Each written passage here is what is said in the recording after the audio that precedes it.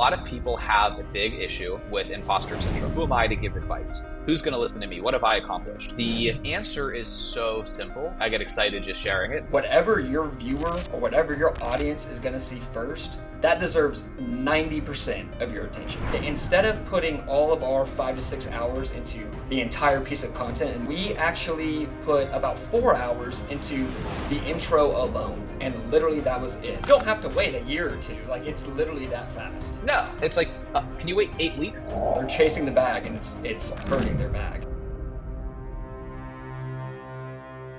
Welcome everyone to the Unnamed Podcast. I'm your host Preston, and today we are joined by Lewis Schulman, founder and CEO of Orbit Metrics. Listen, if you're young and you're building your business, or maybe you just have the urge to build your business, this could be a really good listen for you. We're both young in our 20s, building our businesses. We've got a lot to learn. We've made a lot of mistakes, and if you're kind of looking to get into it, you can maybe bypass a few of those mistakes right here just by listening to us go about our days. So before we get into all of that, we want to start off by sharing our number one most valuable lesson that we have learned in our respective businesses. So we're going to go ahead and start off with that. And I can go ahead and take the stage here. Take us off, dude.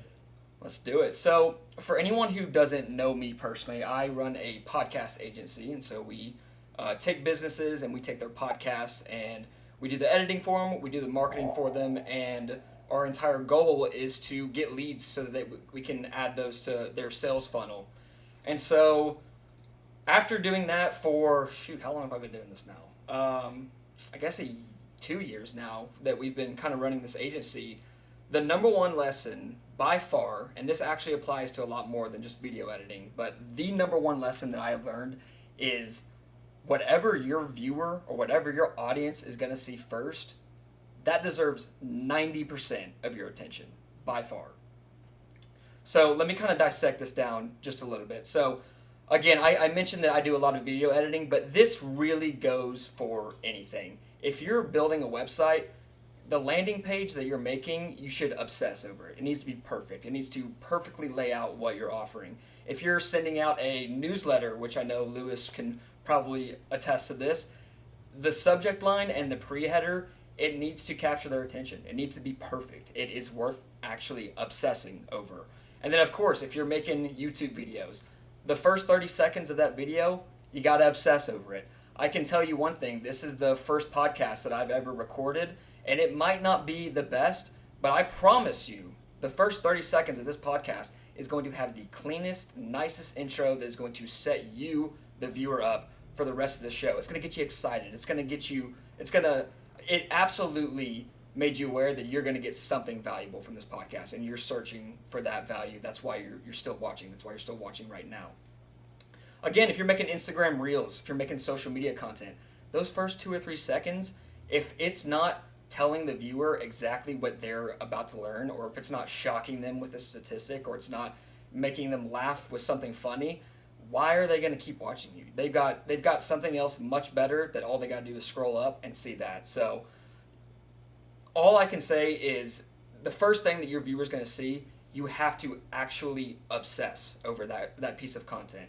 To hit this point home, I'm going to tell a story, put a little proof in the pudding. So back a year and a half ago when I got my first big size client that we did some video work for, we were managing their YouTube videos. That was the main offer that we were providing. And so this is a big time dude. This is a tax attorney out of Phoenix, and he was already very well established. He had already been doing what he was doing for 20, 30 years, written a ton of books, already pretty big on socials and YouTube, already had his brand going.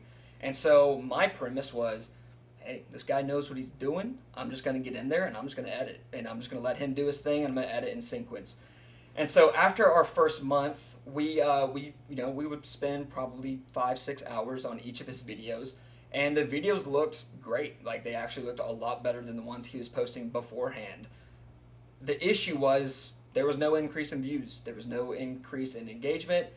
Statistically, there was nothing different from the videos. And so after month 1, we took the next video and we decided to switch it up just a little bit.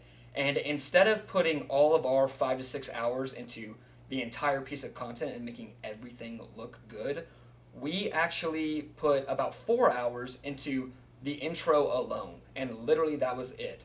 So this guy was making educational content. And so what we did is we took the absolute most valuable pieces from that podcast and we put it all up front. The first 30, 40 seconds was just line after line of just pure value. And so everyone that would click on that video, they would know, well, I'm at least going to get these 3 or 4 core ideas dissected down, and this will help me in my business. This will save me money. This is actually something that can help me. And so once we made that small change, once we did that, we actually increased his viewer watch time from 2.5 minutes to 10 minutes on a 30-minute episode, which, if you know YouTube, that's 10 minutes is pretty good. And then because of that, he also led to a 300% increase in views just after that 1 week. So the moral of the story, the point I'm trying to hit home is, as long as you're not full of shit, as long as you actually know what you're talking about, as long as you actually have experience on what you're talking about, you've got value. You've got stuff that people need to learn. You've got stuff that if you would just put it out there, people are going to take that knowledge and they're going to learn it because they don't know that stuff. Like you're the one that's been doing this for a year or two, maybe 5 years, maybe 10 years. You've picked up lessons on the way that you can teach to people that might even sound obvious at first, but you're talking to people that haven't done this yet, and they're not aware of these valuable lessons that you've learned. So if there's anything that I could get across to any viewer from my perspective, it's that whatever your viewer is going to see first, you have to obsess over it. I mean, 90% of your effort should be going into that, and then the rest of your content, it will carry itself. So that's my lesson. Lewis, what do you think? I love it, dude. You got my head thinking the whole time, especially about a lot of our content that we're doing for ourselves. On the client work, we're pretty good that we understand the importance of the subject line and the opener of the email. But in terms of our additional content efforts, you were probing a lot of interesting thoughts there. What I'll say, I wrote down probably about 10 notes because you gave me some notice this morning as to the layout of this episode. So come prepared with a couple takeaways just to open up with broadly towards the beginning. And one of them that's my favorite, and I've shared this on a couple other places before, and it's by no means an original idea, but a lot of people have a big issue with imposter syndrome. A lot of people are very afraid to get on the mic, get on the camera, for whatever reason they feel like a phony. And the answer is so simple to completely overcome this that I get excited just sharing it because it's such a simple, complete solution. And people might hear what you're saying, and some hesitation might rise up within them, some resistance, because they're afraid to give advice. Who am I to give advice? Who's going to listen to me? What have I accomplished? But there's a way to reframe it where suddenly you actually are super genuine. Like, imposter syndrome is not your body tricking you into keeping you away from greatness, right? Like, if you're like, I'm uncomfortable speaking about this because I don't know what I'm talking about, then you probably don't know what you're talking about and you probably shouldn't speak about it. But there's a type of content you can make that is always authentic and always valid, which completely erodes the imposter syndrome. So if you create content, and the person I found this from, his name is Dickie Bush. He's very big on Twitter. He gives a lot of advice for how to write online and do it successfully. And he always talks about the best content to create is simply advice to your former self. What is something that you wish that you knew 6 months ago? What's something that you wish you knew this morning? What's something you wish you knew when you're 15, when you're 20, when you're 18? Right? What is something on January 1 of this year you were doing wrong that you wish you were doing differently this year? That is an infinite prompt, meaning you can come up with any idea from that. You're never going to run out of things you wish you did better in your past, ever. And that is how you reveal to yourself, exactly like you were saying, Preston, the things that you've learned, which now seem obvious to you, but are completely groundbreaking to somebody else. Because in hindsight, you wish you'd been doing it the whole time, but because you've kind of assimilated the knowledge as now just who you are, you don't even think about it as knowledge anymore. It's just what it is. It's the same way that technology only refers to things that are really new, whereas, a refrigerator was considered high tech 100 years ago. So it's like a brand new useful idea to you. It seems completely useless because you've been doing it for a decade, but I wish I knew what, for example, the way I work out now and the way I eat now, like I get way stronger, way faster than I used to just because I'm better at it. Like because I know how to do it. Like I understand that if I'm not sleeping enough, I'm not going to get stronger. If I'm not eating enough, I'm not going to get stronger. Whereas, a beginner might just think all that matters is the total amount of hours spent in the gym. That's like the correlation. It's really not that whatsoever, right? It's how much you're sleeping, how much you're eating, and then also a couple of things on the gym really do matter. But I've forgotten this until then someone asks you, hey man, like, what do you do for working out? And then you just like say this thing and it blows their mind. And you have knowledge like that for everything that you do if you just know the right way to query your own brain to retrieve the information in a seriously useful way. Dude, I'm actually glad you said that because that literally relates to this episode so well because this is obviously my first podcast that I've ever done. Personally, obviously, I edit them and I make them all the time, but I have not personally been on camera yet, not really. And part of it is like, it really was because of that imposter syndrome. It's like, well, I don't have enough experience yet. I don't have the results to show yet. So it's like I can't get on here and just spew shit that I don't understand. But the whole time, even back when I was making clips for you guys on the Lewis and Kyle show, when I was a newbie at this, even after the first day or two, I had learned something. Like I actually had learned something Exactly. that I didn't know the day before. And it's like obviously we're starting this content grind now. We're gonna start be posting these podcasts more now. But it's like how much content did I just lose out on the past year and a half, literally because I was like scared that I'd be like a fraud or whatever in the industry, and like it like having that mindset, it is like the most hurtful. It's just a barrier. It's literally a barrier to Yep. entry for you to actually like grow. And it's yeah, I'm very glad that you started off with that. Yeah. I'll share one more with you. Again, not original. And I hate, and I try to avoid mentioning Alex Hormozy like within the first 15 minutes of a Dude, it's podcast just so for, hard. It is it's so so hard to hard. avoid it. But Alex Hormozy says, we don't learn from experience, we learn from reflecting on experience. Hmm. Hmm. And so you don't simply learn by having done the thing. You really learn by stopping to reflect on what happened. And a way to force yourself to do that is to explain on a video, is to actually stop. I mean, you could write it out, pen in hand on Absolutely. paper, or you could simply record a video that's like, dude, last month was rough. Like I did this, I got punched in the face by this, I tripped over this stabbed me in the whatever, and man, am I not going to do any of that again to the best of my ability. Now that you've made it explicit and you've like simply heard yourself say it out loud, the stickiness has increased tremendously. Like kind of hitting on the imposter syndrome again. Like I think part of the reason people don't make content, or they're like nervous to, or they're like scared to be on camera and whatnot, I think part of the reason they don't do it is because they don't understand they don't understand that it's actually hurting them, that they're not growing and that they're not putting these lessons out there.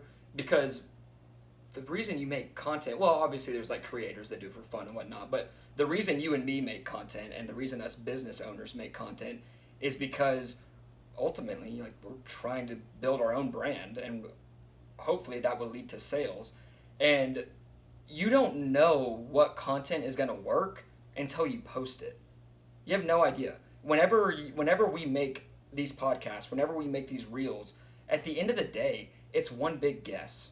That's literally all this is. And so if we are just making content just for the sake of making content, then you're going to post your first video and it's going to get 20 views. It's going to get 27 views, 48 views, but at some point you're going to get one that's going to actually get 513 views.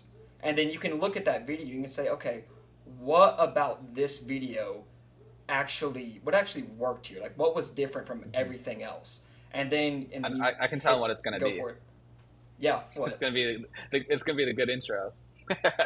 Fuck yeah, absolutely. No, yeah, that is like bar none. But I'm even But just you can't look. talking like Yeah, I'm even just talking like if you don't even know what the hell you're doing with this stuff, like it's so much better to just start recording and just start blindly posting stuff, because that's how you get used to this. Like that's like really like what happens, like the way we make content and the way we grow. It all kind of in a way, at least in the beginning, happens on accident. Like we just Yep. post some, we just keep posting stuff, and then eventually something works, and then we have data. Then we can look at that video and say, okay, let me try and implement what's in this video into this next video and see if that's what made this one blow up. So part of the my whole point is part of the reason that the imposter syndrome is actually like really hurting you is not you specifically, but whoever's watching this is because you're not getting any data. Like you have zero data to go off of whenever you do start to make content. So just start posting stuff, just get it out there, and eventually you'll get there. Yeah, I have two things to add there. One, you can create content. Maybe there's someone in your life that you want to give advice to, and you don't want to I like that. be rude. So maybe someone overweight and you think they should lose weight, and you just want so badly to just call them every day and be like, these problems you have might be easier if you lost some weight, but you don't want to tell that person that thing. Or you have another friend, and it's like, dude, you're broke because you're trying to start 20 businesses at once, and you don't even have one that's working yet. Right. And so just finding that friend in your life who frustrates you because you see the simple solution to their problems, like making content for that person without naming their name, right? So it's like, listen, man, a lot of you are complaining. Like I see this is something, I'm very not one to speak, let's say. Even still, I don't even care. Fuck the imposter syndrome, but I'm not the best at dating. Right now I'm single, right? Since I'm single, I don't know how much room I have to talk here. But I was sent this photo by someone today of a friend of mine hosted an event earlier this week. It was like a dating seminar. He brought in a bunch of people to just talk about dating. And I looked at the photo, and most of the people there were overweight. And I'm like, how many of these people would just not have challenges if one, I don't want to say losing weight solves all your problems because I'm in great shape and I still have whatever challenges dating from time to time. For sure. But it's certainly, it's easier, right? And then the second is just doing, co-ed hobbies is kind of, it's like, if I could have come to this room and been like, look, I want you all to lose weight and I want you all to do 3 co-ed hobbies every week for the next 6 months. It's like, and then they're not even going to come back because they're going to be too busy making friends and being a lot happier. So, I'm not a therapist to diagnose why people are gaining weight in the first place, but that's just one avenue here is find someone who's frustrating you because you see the solution to their problems from your vantage point and then make content about that. Again, it doesn't have to be personal. It could be a business, right? This person's business. I see someone on Twitter, or I have a friend who makes content for YouTube, and he's been doing it for a very long time and still not getting much traction. I'm like, yours is only not getting traction because you're making the videos you want to make, not the videos people want to watch. There's something called YouTube SEO where you can research and see how many searches per month a certain phrase is getting. You can see the competition for that phrase. And you can see if you make a halfway decent video that answers that question. So I'll give away some free alpha here just because I just don't know if I'm going to get to the idea in time. I make newsletters for businesses. That's what my business does. And one thing I've wanted to do to get views is make YouTube videos, or to get leads is make YouTube videos. Just like you make YouTube videos for people to help getting leads, it's a thing. It's useful. There's no arguing it. And so I was doing keyword research. And there's 1,000 searches per month of Beehive versus MailChimp, or Beehive versus ConvertKit, or ConvertKit versus MailChimp, or ActiveCampaign versus ConvertKit. Every email service provider where you can publish a newsletter, there's 1,000 searches per month comparing A to B. I could literally make a whole channel just comparing email service one to... I don't want to make that video. What am I going to talk about? I'm going to talk about the same thing 100 times. Well, this one does this, and this one does this, and this one's $50 a month for 1,000 contacts, and this one's $51 a month for 1,001 contacts. So, but this one's it's going to be boring as hell. But for the person watching it, one, they're interested in starting a newsletter. They're interested in doing email marketing. So they are somewhat qualified to be a good client for my business. And two, there's probably combined 100,000 people searching per month similar things. And I probably could eat up all of that traffic. So to this friend, I see the opportunity. It's like, dude, you just want to talk about what you're doing, but what's something related to what you're doing that people are actually struggling with? So let's say he creates mental health content. Maybe there's how to avoid depression in college. Or I don't know, maybe that's a video that people are searching, how to, I don't know. There's a niche thing to start. I think one framework I have, there's opportunities at the entry level of every market, because once you get sophisticated, I've maybe explained this to you before, the way you're nodding, the opportunities for beginners are always there, because once you get good, you're no longer interested in those opportunities. It's when I first started this business, I would write someone's weekly newsletter for $150 a month because I I remember that. wanted, right? I just wanted to get clients. I wanted to get experience. I wanted to get testimonials. I wanted to have social proof. I wanted to, those early clients have then got great results for. They film testimonials, and now I show this to future clients, and they're like, "Oh my god, right? You know what you're doing. Look at all these people you've made happy." But now there's still infinite businesses that would say yes for you writing your newsletter for $150 a month that I would not touch because I just won't serve them profitably anymore. And so, like in terms of flipping houses, right? There's always that beater house that's like set, 100 grand to buy. That if you put some work in and flip it, you could probably make 20 grand. People do 5 of those, and they realize I'd rather just start with the $500,000 house and flip it for 800, and I'm never going to touch those little beater houses again. So there's always opportunities to break into every market, and that's also true with content, right? At a certain point, I'm going to reach a point where getting 1,000 views per month from comparing email service platforms is no longer interesting to me because I just have other things that are working better. So those like little small opportunities that are huge for you at the outset are always there no matter what you're doing. Dude, that I had a might. second point, but yeah. Anyway, I don't Well, remember the we're second real. point. No worries. That honestly might be the most for at least for anybody who is like really starting in business or really thinking about business. That might be the biggest point to hear is like the idea of just doing free work, literally just for the experience. Permissionless practice. I mean, it's like, and it's something that is like I've got a buddy that he's been doing something for a while, and I won't call him out here, but he's got his I don't he's call got it his my business. friends. I just I'm not gonna name him, but he'll know that I'm exactly. talking about him. But like Let him hear it. Bring back tough what, love, bro. he's been doing this. I don't even understand it, to be honest with you, but it's like it's basically promoting like gaming brands and channels and stuff. I'm not even gonna get into like the intricacies of it, but basically he's been doing it for like 3 years and he's gotten like absolutely nowhere. And it's literally because, well, I say this, maybe I'm wrong, but this guy's charging like $3,000 for something that he's never done before.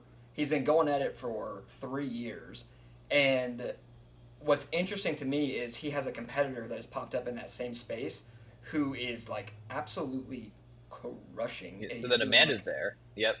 exactly, and the competitor is doing exactly what he's been planning on doing this whole time, and I mean I don't know the numbers, but like it seems like they're doing like well over like 50 100K like a month, somewhere in that range. Yep. But I looked into their stuff, and like they have testimonials on their site and whatnot, and they've probably got like 20 30 of them. There's 5 of them in there that literally say, which probably not a good idea to put on your site, but they say in there these guys did this work for free, and like they came to us and they gave us a month of work and they didn't charge us, and here are the results, blah blah blah. But my friend completely refuses at all costs to give away his, and I've like verbally told him this before, like, look, like you need to get in DMs and say, hey, like let me do this for you for free and show you what I can do, and all I want in return is testimonial. He won't do it. Like he will not do it because he thinks that his time is worth $3,000 for whatever he's selling, and what he doesn't understand is his time is not worth $3,000 for whatever he's selling, because who is going to risk 3,000 on something that Exactly. is not proven at all whatsoever? And so it's like a lot. I think a lot of, what I think this might have come from too, maybe, is there's a lot of, if for people looking for internships right now, they would understand this, but a lot there's a mindset that no one should take an internship now that isn't paid. I don't know if you've heard this, I don't know if you've seen this, but there is a heavy mindset in today's youth that if you're going after an internship, do not accept it if it's unpaid. You always should get paid for that. And it's like, that's kind of the whole point of an internship. Like, someone's giving you a shot. Since you have nothing to show for anything, you're going to do this free work. You're going to learn. You're going to contribute something to the business since you're unpaid. Maybe. Hopefully. The idea is Yep. hopefully you will. Yep. and then you're going to leave with experience, and then for your next internship, because you've got this one on the resume, now you get paid. But the point I'm driving home is you gotta get the experience before you can start charging prices. Even like forget like high ticket price stuff, like charging anything, because like why would anyone pay anyone if there's like no certainty that whatever's being promised isn't going to get delivered? Like that's pretty much definition of stupidity. Like I would never do that. I would hope you would never do that. Like it's not a thing. Um, yeah, man, I just that's just something that I actually see a lot is like people, as much as you hear like content creators like Alex Mosey and whatnot like preaching to like do free work, these people aren't doing it. Like they're chasing the bag, and it's hurting their bag like big time. Yeah. And there's the opportunity for people willing to do the work, right? Mm-hmm. That's the good news for the people who are willing to do the unsexy work. Then you get the results. Absolutely. Yeah, absolutely. I had I mean, a similar humbling realization, honestly, last week of something. It was a fallacy that I was kind of falling victim to, unwillingly. Sometimes you just have, you only have so many thoughts in a day, and you just can't always control every single thought. So something, again, that seems just doesn't reveal itself to you until later on, right? mm-hmm. And I have been wanting to improve my sales skills. I have a appointment setter that I hired 2 months ago. She's really starting to ramp up and do well. She's starting to set like 5 appointments per week. And so now all of a sudden, I'm like, damn, I got to start closing these. Otherwise, I'm just wasting Mm-hmm. money paying her to set these appointments.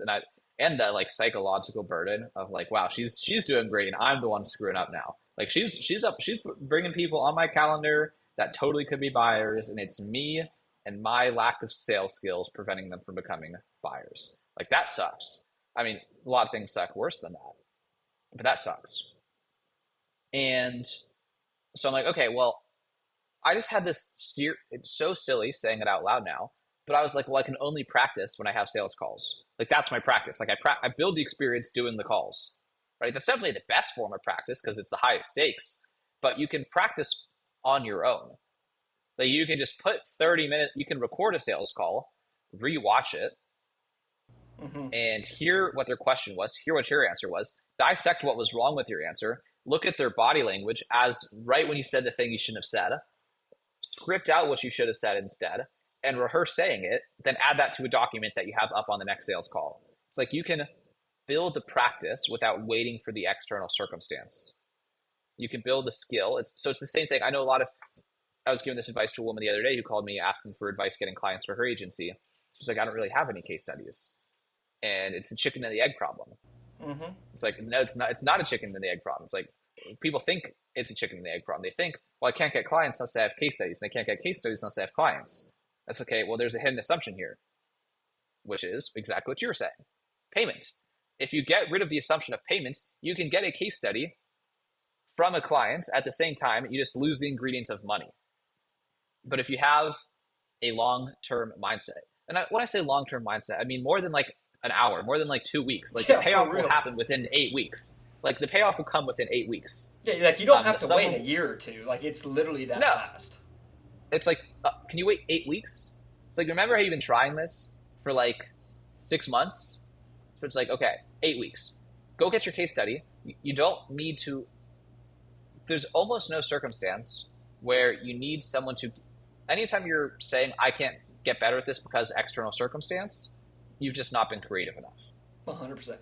Dude, I had a similar experience that you were just talking about back in January, and kind of a different outcome, I guess. But I was having actually the exact same problem. I hired an agency that was booking calls for me. I was getting the calls, but I wasn't selling shit. Like I wasn't getting any sales from it, and so I went through the fallacy of like, okay, well, like I suck at sales, so I need to take a course on sales, which I did, and then I've done sales in the past for like prior jobs and whatnot. But I kind of realized, in my case at least, I realized that maybe the reason that I am not closing these isn't because I can't sell. maybe there's not confidence in the product. Like maybe my results and maybe my product isn't showing the confidence that I think it is. And so what I did is I stopped using the agency and I actually stopped going after clients for the better part of like 3 or 4 months. Actually, no, but more like five actually. Like the first half of this year was like there was no outreach, nothing going on. And what I decided to do is I actually took the best client I have right now, and let me back up. So I started working with this guy. That was August last year, and so we went through. If you do social media and stuff, you kind of understand that like there's waves of growth whenever you're going through. And so we did the first wave very well. Basically, all we had to do was just consistent daily posting, good ass obsessive intros, and that was kind of it. Like there was a few other strategies, whatnot we were using, but that was basically what it was. And so that worked. We went from I'm making up numbers here, but we'll say 10K followers to up to 100K. Wow. Then we plateaued, and that plateau lasted for maybe like 2 or 3 months. Like it was a while where we were kind of just sitting in that same spot. And so instead of when I was in that plateau, regrettably, I wish I didn't feel this way, but I definitely did. I was like, shit, like if this doesn't work out, like I need to go get another client. Like I need to go sell someone like right now. And so I spent 2 or 3 months trying to sell them and whatnot, and I wasn't able to sell them. And I was like, okay, what am I missing here? And so what I decided to do was take a really 2 or 3 steps back and solely focus on what is stopping us from going from 100K to a million. I'm making up numbers, but essentially that's what we were trying to For do. that client. Yep. 100, yeah, 100K to a million. What's stopping us? Like, what do we need to do different? And so, to make a long story short, we did add a shitload of strategies, but we started testing everything. And what we ended up landing on is, instead of our obsessiveness over 1 day a post, it actually turned into, or some 1 day a post, 1 post a day. It actually turned into 4 posts a day for this one client. So we quadrupled what the out or the inputs that we were putting in, and then we started testing Yep. other strategies like using mini chats, if anyone's ever heard of that, to like drive comments and drive lead engagement. And we just basically totally revamped our entire product. And then not only did it become a greater product, we got a hell of a case study from this guy. Like a hell of a case study that we get to use. And now when we go on sales calls, actually to like really hit this home, I started doing outreach again about 2 or 3 weeks ago, and Mm-hmm. usually it would take me a good like 2 or 3 months of outreach to like go from like starting to like getting a new deal on the table. We're about to wrap something up here probably Friday. Like it's not a done deal, so I'm not gonna say it's a done deal, but like Yep. it's looking great. Looking And good. all it took was literally just taking a step back, like kind of taking ego out of it. Like okay, maybe this isn't as good as I originally thought it was, and just revamping everything and just making the product so much better that whenever I do get on these sales calls, it doesn't even matter if I'm that good of a salesperson. I just have to show them the numbers, show them what we did for this guy, and it's pretty easy to go from there. So yeah. I love that. One mindset I find that's helpful with the mental side of business when you're feeling discouraged is to zoom out and think of like the long-term game that you're playing. It's like, what am I, and that sounds really empty until I explain it, I suppose. I find reassurance in the fact that I'm like, regardless of like how this week's doing, I'm really working on building the skill of XYZ. This is something I have a meeting with my writers every week because I really don't manage the writers. I have like, Mm-hmm. we're a small team to have this many layers of management, but my co-founder manages the fulfillment team. But really, there's another head of fulfillment because like one of the writers manages the other writers. So there's like, I'm so far from the client work, but I don't want to like Yeah. have no relationship with these people on my Mm-hmm. team whatsoever because like that doesn't really seem fun or productive. So I have a meeting with Yeah. them once a week just to like honestly talk and see if I have anything useful to share with them. And we've been building this ongoing document that I kind of like run them through. It's like, look, I don't know what your long-term life career goals are, but I want you to look back on your time here and say, while I was here, I got really good at digital marketing and copywriting. Like I got really, like, that's what I want you to remind yourself. Like if there's a day where you're like, what am I doing here? Like what's the point of this job? I mean, a lot of them like their work and have a lot of fun. I think they all do. But I find it's really exciting when you frame it to them as like, you're going to be able to look back on this and say, when I worked there, that was like boot camp for digital marketing and copywriting. I got really good at that. And then I go through like what it means to be a good copywriter, and we do some exercises just to like collaborate and discuss. Like, part of being a copywriter is building a swipe file. So I have them bring in a piece of copy every week that they found from the previous week that they liked and want to discuss and break down. Mm-hmm. And then part of being a good copywriter is studying your competitors and seeing what's working for them. Part of being a good copywriter is seeing everything through the lenses of beliefs and desires, right? About rebuilding beliefs, rewriting stories, proactively overcoming objections before they come up in your copy, right? And then I'm like, the tools that you have available to you as a copywriter are, right, the benefits, human desires, going through just like this whole copywriting curriculum and reiterating it week over week over week. And so I do that for them, and I also do it for myself when I am on like feeling maybe discouraged about the progress we're making or the timelines or like comparing myself to someone else. It's like I'm building the skill of like, I mean, I just described a lot of leadership there, like inspiring and training a team and teaching. And like I think about in the abstract the skills that I'm building, and that often makes me feel excited again. Because then it's like, okay, let me just focus on these skills. So that's what I was hearing from you was like, no matter what, you have your craft. And so if part of your craft is still the core craftsman, if you will, of being the video guy. But for me, as I'm not the writer anymore, what is my craft? It's like, okay, well, I'm learning a lot about leadership here. I'm still in the sales seat, so I'm learning a lot about that. And those are super transferable if the market changes and people don't want email anymore or something. It's like, okay, absolutely, well, what am I building in the abstract that is permanently useful? Leadership, sales, understanding of marketing, psychology. And like that is like my forever skill set that I'm continuing to iterate and improve with. 100%. And you kind of talked about mindset too, and like zooming out. I think another part of that too is like whenever this might not work for everyone, but for a lot of people, and I was kind of in a similar spot, a year or two ago as I was like getting the business off the ground, is like there was one point where I was definitely bummed out because I was making like $3,000 a month in LA off the business, and I was like, this is like kind of sketchy. This is like not where I want to be right now. But then like I did have a moment of reflection, like we were talking about earlier, and I was like, well, where was I 12 months ago? And I was like, yeah, well, 12 months ago I was back home in Arkansas, living in my parents' attic, making zero money, doing something that I really did not want to be doing. And it's like, now I am in LA. I'm actually making $3,000 a month from something that I enjoy doing. Like I enjoy building businesses, and I enjoy the production side of content. And it was like, okay, so if we went from here to here in 12 months, like despite how bummed out I am right now, if we just keep going down this same road, what's the next 12 months look like? And then what's the 12 after that look like? And so kind of like you were saying, like if you're feeling bummed, or if your mindset isn't where it is, zooming out can sometimes just be the quote unquote hack to actually just like getting in a better mindset. One of the most powerful tweets that I read that like completely changed my viewpoint on progress and on growth. And like it's probably the best tweet I've ever read to put yourself in a really good mood, really no matter like how down you are, to be honest. So maybe you're thinking, man, I don't know if like I thought I'd be further in life right now, and you like don't appreciate the progress that you've made.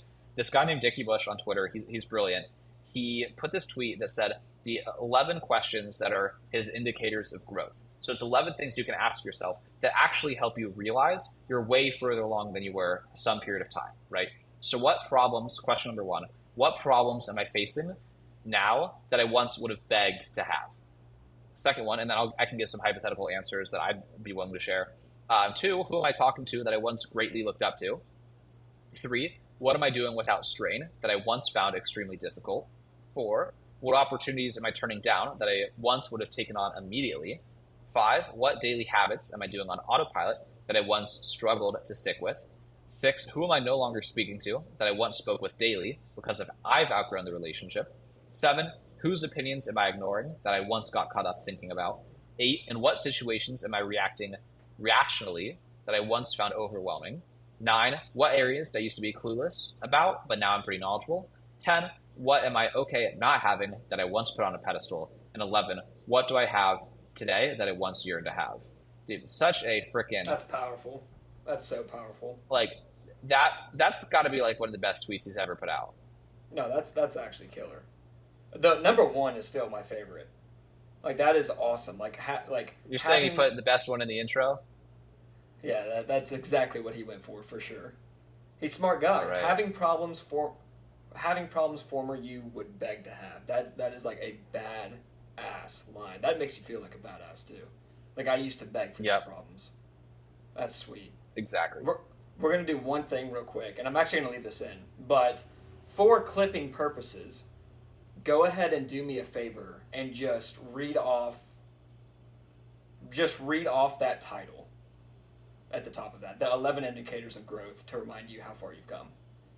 These are the 11 indicators of growth to make you realize just how far you've come. Nice. There's this account on Twitter. His name's Dickie Bush. I've actually met him before. He's a brilliant guy. And he has some of the best content I've ever seen when it comes to helping you upgrade your mindset no matter what you're doing. And he has some of the best content I've ever seen when it comes to taking you from a bad place mentally to a way better place. And this list of questions is probably my favorite tweet he's ever put out. That's it. And so, like That's it. for context too, and then we'll wrap up here in a second. But like, and I'm gonna leave part of that in just to show the audience if you've made What it we're this doing. far, this is how you go about it. Like Yeah. this is actually how you have a better chance of like It's hitting a real. home run. That's literally it. Like that. What we just did is that is Well, how you do it. dude, I have so many notes from, yeah, this is what I got to do with my team. Or, I mean, I can do this with you whenever, too, I suppose, if you just want to kind of jam mutually. Yeah, for sure. But, yeah, you don't just sit down and make a clip. Like, you sit down and Nope. just talk, and then you find something good that came up organically in conversation, and then that's where the clip happened, right? Mhm. So you just gotta rip. And you can also take it from like you can have the conversation and then you figure out the clip and then you can go back and re say it that way you can And then actually film like, it clip land style. at home. Yeah, Yep. exactly. But like that right there, like the difference what we just did, like the first time he said that versus the second time he said that, exact same context. Literally, there's no difference in the amount of value that the viewer's going to get. Yep. But on the second time, they're actually going to watch it. Like they're actually. I just actually paused have to a put in the reason energy, to watch and it. I Yeah, put on the TikTok voice. exactly. That's literally it. Though. Like- And it's like that, like those that Yeah. that little tiny effort in the first 2 to 3 Dude, that was seconds sauce right there. could actually be the difference in 20 views and 1 million views. Like no joke. Like that's No joke, real dude. shit. Literally no joke. What's funny is this is another note I had here, right? Which is how-to content. Like some of the best content you can make as a beginner is simply just over the shoulder. Watch me do this, Absolutely. right? That's the easiest thing, right? It seems inauthentic when you're like, this is how you make a viral clip. Versus, I mean, you see this on every YouTube channel, right? Mhm. And again, if we wanted to make a clip, this would be like, steal this strategy. Iman Ghazi's doing it. Evan Carmichael's doing it. Alex Hormozi's doing it too. And then like a pause for a few seconds, then I explain it again. All of them do this exact same footage of video where they literally just camera over the shoulder, show you doing something or show you them doing themselves something. So they could make a video that says how to close a client, the 10 things you should know to close a client versus watch me close this client's recorded sales call. Exactly. Like game Exactly. over, huge difference, right? Exactly. Alex Hormozi could put out video A, how I built a $10 million business from scratch versus watch me sell $1 million of product in 30 days, fully documented behind the scenes, right? How to make a good thumbnail versus watch me make a good thumbnail. People just want to watch it. So, I mean, Exactly. like this is something They someone want told the me I should do. step-by-step. Cam filmed a 30-day vlog of him building an agency from scratch, including like every door he knocked on, walking. I mean, not every door, but like Yeah. it's a killer series, and it's just going crazy viral. And this is actually content that I'm seeing a lot right now from like deep within Instagram. There's an Instagram page that is just like that, and his whole, I guess he's been doing content for a while, but he made a new page, and the entire concept was like, this is day one of starting to build Oh, a yeah. business, 10K a month business for social media or whatever he was doing, and like he filmed day 1, day 2, day 3, day 4, all the way up till day 30, and he hit the goal partially because the whole time he was doing it, he was making content and he was actually pitching the Yep. product. And like, but that's the stuff that I enjoy people seeing because it's like I think a lot of people have the assumption that these creators are spending like they're sitting down for an hour to film, then they're sitting down for another hour to edit, and then maybe an hour before all that they were doing the ideation. It's like no, like Lewis and I just literally like we haven't talked in a while. We caught up for an hour, and there's gonna be like 7 clips from this one podcast that we can literally post like if Lewis and I wanted to, we Millions of could literally views. do this exactly. We could literally do this for once a week, and we would have daily content on Instagram, TikTok, Facebook, LinkedIn, YouTube Shorts forever. And like that's how you at least get started. That's how you at least get your first 1,000 followers, 10,000 followers. You get your initial base by just figuring out the best way to make at least daily content, at least one video reel every day. Yep. And then once you finally hit that plateau, kind of like I was talking about 10, 20 minutes ago, then you go. Then you from gotta- there. then you gotta go. implement Yep. like real Turbo. strategy. But like 0 to 100K, just post, man. Like Show just up. get it out there. Just get it out there. Yep. This was badass, Yep. dude. I think you gotta roll soon, but this was fun. Dude, appreciate it. Yeah, and the thing is too, we have so many more ideas now of like, you get on a on a heater, and like I could go through each of those 11 indicators of growth, and that's the whole thing, right? I mean, not that people necessarily want to hear like, oh well, just there's so many ideas that come from this. I want to start recording a lot of green screen content because I've seen that do well, and like the annual Nathaniel, the guy who's like, this is day 1 of every this is day 400 of walking on all fours. I love Yep. that dude. Yeah. That also just like handstands. No, so. it's actually like if you ever like come across articles on like whatever you read, and it's about like or like similar stuff you do with Orbit or your newsletter service.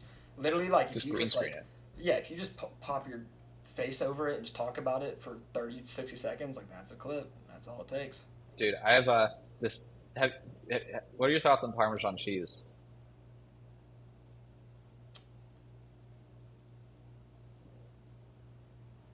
I like it light. Okay, there's this like I don't dump it. viral thing right now that people are just using Parmesan cheese instead of protein bars because the macros are just so crazy, What? and I'm so about it, dude. Wait, what? Like, wait, what are we talking about? I'm getting distracted here. I'm getting all the stuff I shouldn't be saying on my date out before I get on my date. I've made the mistake of talking too Oh no, passionately you about you cheese gotta too you gotta early like on the dating you gotta get cycle. it out now, and then you can like rehash it with her later. You're just perfecting it right now. No, what I'm saying is like I can have more normal conversation on the date because on the date be like, yeah, you ever thought about using Parmesan cheese as a protein bar? Yeah, for real. She's I like, still don't she's get like, it. dude, Like- I met you 15 minutes ago. Does Parmesan cheese have crazy protein or something? Well, so dude, we can make some, hold up. Don't ask me why all of this is so conveniently handy, but okay. So we take the food scale, Mm-hmm. and we weigh this in terms of grams. And I feel like a magician. I need you to pull up a calculator. No. Gotcha. All right. So this whole thing weighs 800 grams.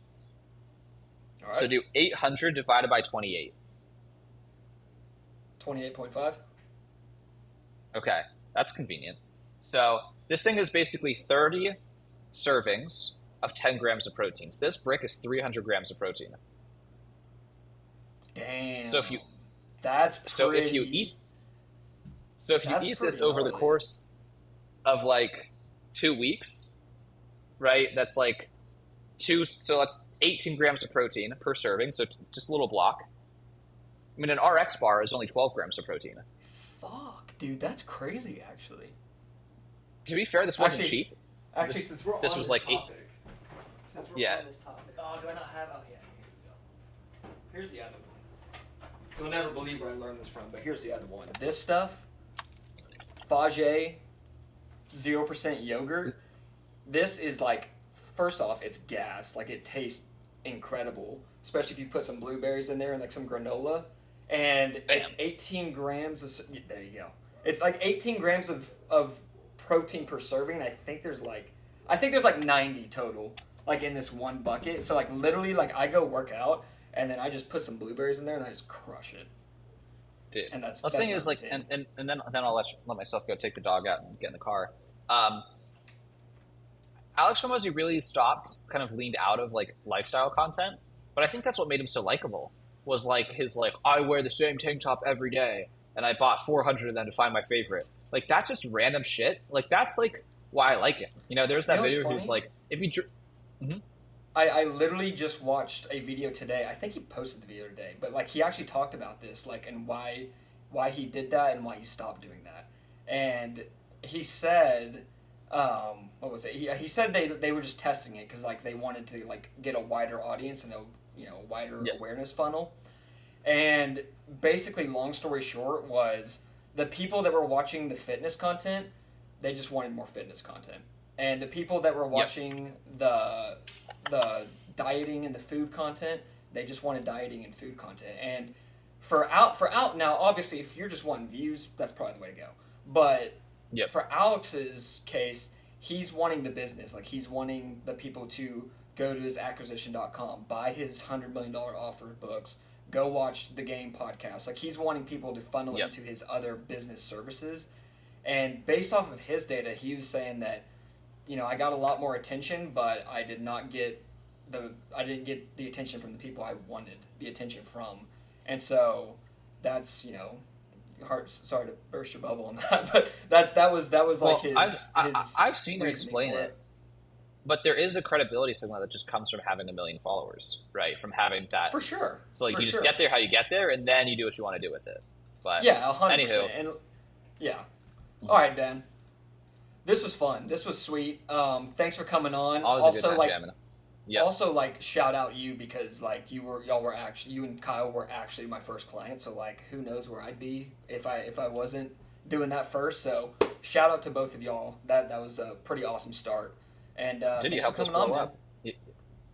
It dude, was a great dude, help. those Dude, those anytime. those videos were fun to make. Those were funny. Yeah. Hell yeah, Yeah, dude. dude. Alrighty. We'll talk All soon. right, man. Catch you later.